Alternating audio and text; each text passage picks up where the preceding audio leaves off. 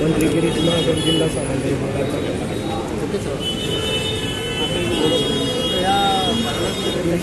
शासकीय वैद्यकीय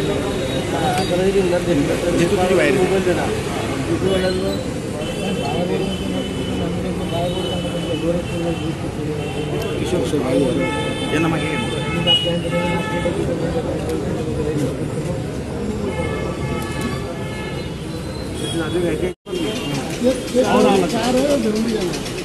विचारपूस केली, काय सांगणार भाऊ? काल अतिशय दुर्दैवी अशी घटना घडली आणि त्यात रेल्वे अपघातामध्ये 13 जण मृत्युमुखी पडले, 12-13 इंज्युअर्ड आहेत. त्यांचा इलाज त्याकडे सुरू आहे. 13 जणांमध्ये 10 ज्या बॉडीज आहेत त्या आयडेंटिफाय झालेल्या आहेत. त्यांचे नातेवाईक या ठिकाणी आलेले आहेत आणि त्यांना घरी नेण्यासाठी विशेष करून उत्तर प्रदेश आणि नेपाळच्या 4 बॉडीज या ठिकाणी आहेत. बाकी उत्तर प्रदेशच्या बॉडीज या ठिकाणी आहेत. मला वाटतं सर्व प्रोसिजर आटोपलेली आहे, पीएम झालेला आहे आणि नातेवाईकाच्या ताब्यात आम्ही 10 बॉड्या देणार आहोत. नेपाळचे 4 जण आहेत, त्यापैकी नेपाळला तर इतके लांब जाणं तर शक्य नाही, त्यामुळे 3 दफनविधी जो आहे पुण्यात त्यांचे नातेवाईक आहेत, पुण्यातच ते काम करत होते, तिथे करणार आहेत. एकाचे नातेवाईक भिवंडीमध्ये आहेत, डेडपुढे मी भिवंडीमध्ये पाठवतो आहे. त्याचे सगळे 10 लोक या ठिकाणी तात्काळ काही तासाभरामध्ये या ठिकाणून जातील. जखमी जे आहेत त्यांच्यावर या ठिकाणी इलाज चाललेले आहेत. फार कोणी त्याच्यामध्ये सिरियस आहे असं नाही. सर्वांचं सिटी स्कॅन झालेलं आहे, MRI झालेलं आहे, सोनोग्राफी झालेली आहे, एक्सरे झालेले आहेत, फ्रॅक्चर जास्त आहेत, पण गंभीर कोणी नाही आहे. शासनाच्या वतीने सर्व मदत त्या ठिकाणी केली जाते. नातेवाईकांची राहण्याची जेवणाकडची व्यवस्था आम्ही त्या ठिकाणी केलेली आहे. जखमी आहेत त्याचे सगळं खर्च आहे जखमीचा, औषधाचा, ऑपरेशनचा, शस्त्रक्रियेचा सगळं शासनाच्या वतीने केला जाणार आहे. मृत जे आहेत त्याच्या नातेवाईकांना मुख्यमंत्री महोदयांनी कालच 5 लाख रुपये या ठिकाणी जाहीर केलेले आहेत. माहिती मिळालेली आहे की एका चहावाल्याने अफवा पसरवली आहे, त्याच्यावर काय कारवाई झाली? इथे मी सगळं कालच नातेवाईकांना भेटलो, जे जखमी आहेत त्यांनाही मी विचारलं. त्यांनी असं सांगितलं की कोणीतरी आलं, आग लागली म्हणून त्यांनी काहीतरी गोंधळ घातला आणि त्यामुळे चेन पूर्ण करण्यात आली आणि नंतर लोक गाडीतून पटापट खाली उतरले. बरेच लोक उतरलेले होते, पण समोर रेल्वे आली त्याच्यामध्ये हे 13 लोक त्या ठिकाणी सापडलेत. 12-13 लोक अगदी त्याच्यामध्ये काही जखमी झालेत, पण ते सुदैवाने वाचलेत.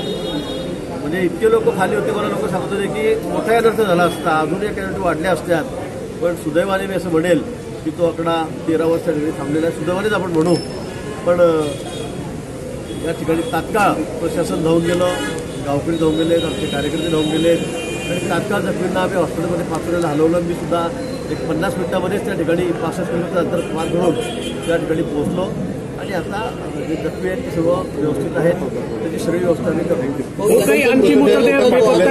नेपाळला पाठवले जाणार आहेत त्या इथे सांगितलं 4 जणांच्यामध्ये जे मृत पावले ते नेपाळचे आहेत, पण त्यांचे नातेवाईक पुण्यामध्ये काम करत होते.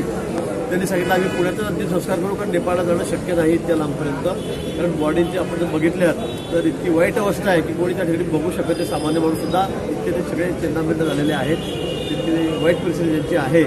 त्यामुळे 3 बॉडीचं फिनरल पुण्यामध्ये होईल, जे नेपाळचे आहेत. एक बॉडी जी आहे भिवंडी, नेपाळचे जे आहेत भिवंडीवर त्यांचे नातेवाईक आहेत, ते भिवंडीला घेऊन जात आहेत. बाकी उत्तर प्रदेशचे आहेत, त्यांच्यासाठी आम्ही ॲम्ब्युलन्सची व्यवस्था केलेली आहे. आता ते तात्काळ या ठिकाणी निघतील. विशेष करून लखनौ, गोरखपूर या भागातले जे आहेत त्या ठिकाणी त्यांना पोहोचण्याची व्यवस्था आम्ही केलेली आहे. किती मृतदेहांची ओळख अजून पटण्याची बाकी आहे? किती मृतदेहांची ओळख अद्याप पटलेली नाहीये? 3 मृतदेह असे आहेत की त्यांची ओळख अजून पटत नाहीये. 3 मृतांची ओळख अजून पटेल नाही. आम्ही रेल्वेला त्या दिवशी लगेच इगतपुरीला सुद्धा अनाऊन्स केलं की कोणी तुमच्याकडून सोबतच नसेल, नातेवाईक नसेल, तुम्ही खाली उतरा, आम्ही तुम्हाला इथे जळगावला आणतो. मी DRMशी बोलले होतो तात्काळ, तशा सूचनाही नाशिकला देण्यात आल्या. त्या बोगीमध्ये इगतपुरीला जड झालेल्या होत्या, पण या ठिकाणी त्यांचे नातेवाईक आलेले आहेत, पण अजूनही 3 बॉडी अशा त्यांचे नातेवाईक इथे कोणी आलेले नाही. त्यामुळे ते आयडेंटिफाय झालेल्या नाहीत त्या आम्ही ठेवून घेतो आता याच ठिकाणी मला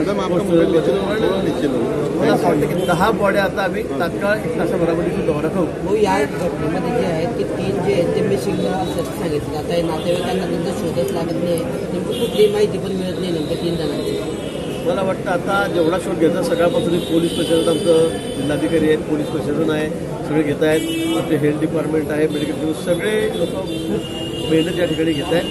चांगली व्यवस्था आम्ही सगळ्यांची जखमींची त्याच्या नातेवाईकांची या ठिकाणी केलेली आहे. ट्रेनबरोबर फरफडत गेले लांबपर्यंत असाही धोका होता तोही आम्ही बघितलेला आहे. काहीचे शरीराचे पाठ, हात, पाय हे सुद्धा वेगळे झालेले आहे. एखाद्याला डोकंच फक्त सापडलेलं आहे, बाकीचं धड वेगळं झालेलं आहे. अशी अतिशय वाईट परिस्थिती या अपघातामध्ये झालेली आहे. म्हणून मला असं वाटतं की हा आकडा 13पर्यंतच आहे. आता कोणी मिसप्लेस असेल, कोणी जर इथे आलं तर त्याची आम्ही ओळख पटून घेऊ. पण मला वाटतं याच्यावर हा आकडा 13च्या वर जाणार नाही मला असं वाटतं. आता हे जे मृत जे आहे ते उत्तर प्रदेशचे लोक आहेत, काही पुण्या वगैरे जातील, तर हे सर्व मृत जे आहे ते काही रेल्वेने जाणार आहेत का? काही रेल्वेने कोणी जाणार नाही. मी पुन्हा सांगतो की सर्व आम्ही ॲम्ब्युलन्स त्या ठिकाणी व्यवस्था केलेली आहे. उत्तर प्रदेशमध्ये गोरखपूर जिल्ह्यामध्ये आम्ही त्या ठिकाणी बॉडी पाठवतो आहोत. आणि 3 ते 4 जे नेपाळचे आहेत ते पुणे आणि भिवंडी या ठिकाणी त्यांचं फिदल होईल. जे अनोळखी मृतदेह आहे त्यांचं काही DNA टेस्ट वगैरे करण्याचं प्रोव्हिजन केलं निश्चित ते केलेलं आहे. त्याचं DNA टेस्ट आहे. निघून येणारे जे लोक आहेत, नातेवाईक आहेत, तेही त्या ठिकाणी त्यांना ओळखतील किंवा DNA त्याचा उपयोग त्या ठिकाणी होईल. पण मला असं वाटतं की 3 जण जे राहिलेले आहेत त्यांची ओळख पटवण्यासाठी आम्ही सगळे प्रयत्न या ठिकाणी करतो. नातेवाईकांनी सगळ्या लोकांना आवाहन केलेलं आहे.